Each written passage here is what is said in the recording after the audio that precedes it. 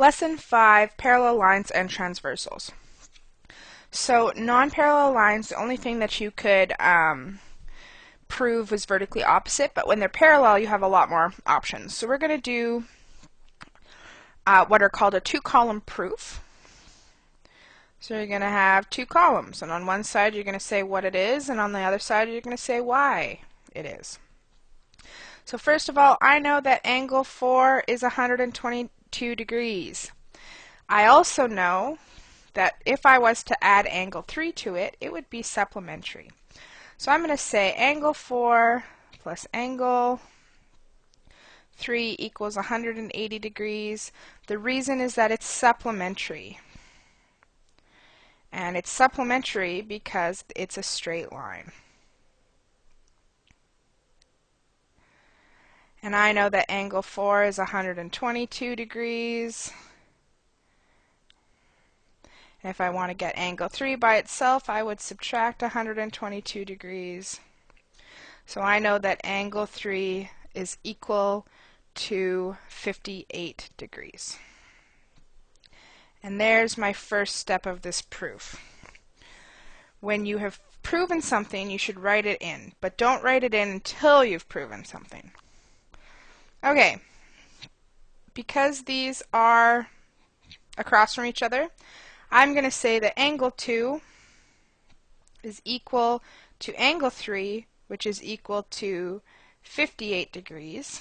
And the reason is that they are vertically opposite. I ran out of space. So there we've proven most of the angles now. The last one it's asking us to prove is angle 1. So because it's in this top right side, and this is in the top right side, I can say that L1 or angle 1 is equal to angle 4, which is equal to 122 degrees. And the reason being is that they are corresponding. And that proof then is completed. Alright, example 2. Given the diagram, determine any parallel lines. So first off, I see that this is 100 and this is 100, and they both seem to be on the bottom left-hand corner. So that means that the 100 and the 100 are equal because they're corresponding. And because corresponding angles are equal, they have to be parallel lines. So my lines are L1 and L2. So I can say that L1 is parallel to L2 because of that. Alright, what else do I see? Let's look at it a little bit differently. I see that these lines could possibly be parallel. So right here I have 100 and right here I have 80. They are on the same side of the transversal, so they are same side interior angles and they make 180, which makes our rule true. So same side interior angles. So because that rule is true, then L4 has to be parallel to L5.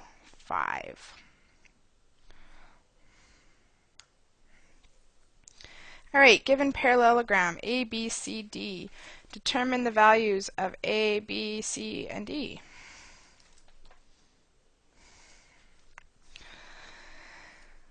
So looking at this as parallel lines, we got 1, 2, and this is the transversal. So this angle and this angle are same side interior angles. So 130, sorry, we can make a chart.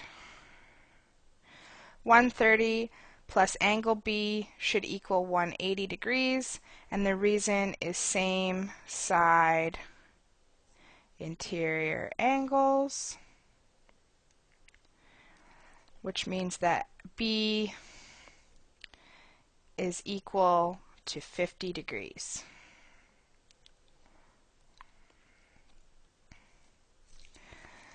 I can also look at the parallel lines from this direction and do the exact same thing with angle, oh, was that D? Oops. Well, we can do the same thing with angle B. It's the same thing right here. So this is angle, that's actually angle D, my bad. So 130 plus B equals 180. That means that B is also to 50 degrees from same side interior angles.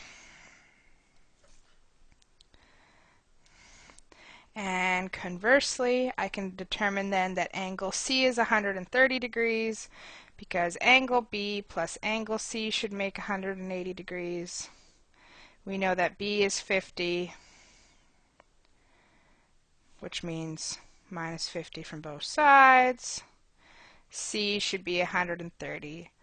Same side interior angles is our reason. Alright, we want to determine all the numbers. So it says angle 1 is 78 degrees and angle 2 is 47.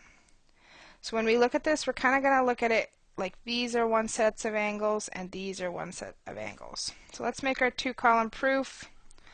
So we already know that angle 1 is 78 degrees and that has been given.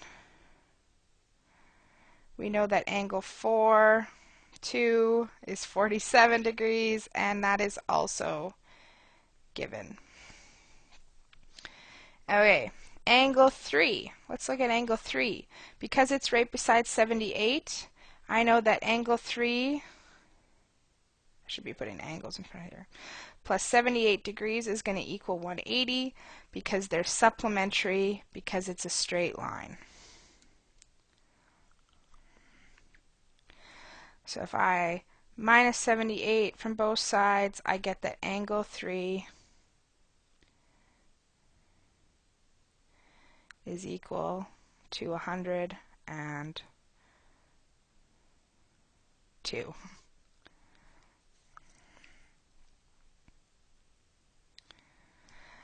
Now looking at this, I can see that angle 3 and angle 4 are the same because they are corresponding. So angle 3 equals angle 4, which equals 102, reason, corresponding angles. And I can also see that this angle and this angle are the same for the same reason. So angle 1 equals angle 5, which equals 78 degrees because it is corresponding.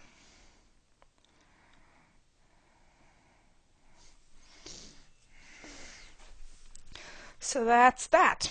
Now let's do the other side. I'm going to do it over here because I ran out of space. So we know we've got some vertically opposite angles right here. So angle 2 is equal to angle 7, which equals 47 degrees because they are vertically opposite.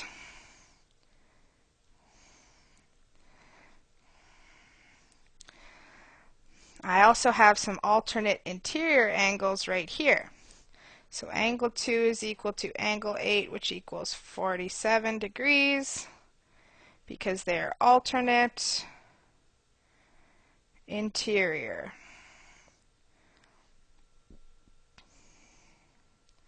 Now I need an angle 9 and angle 6, so I'm going to have to do supplementary.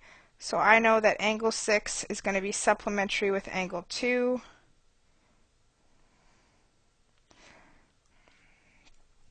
And we know angle 2 is 47 degrees. Minus 47 from both sides. So we know angle 6 is equal to 133, and it's a supplementary straight line. And I've ran out of space for the last one. I'm going to just draw it up here. The last one is angle 9. So this angle and this angle should be equal because they're alternate exterior. So angle 9 equals angle 6, which equals 133, and the reason is alternate exterior. And I recognize how messy this page is. I'm sorry.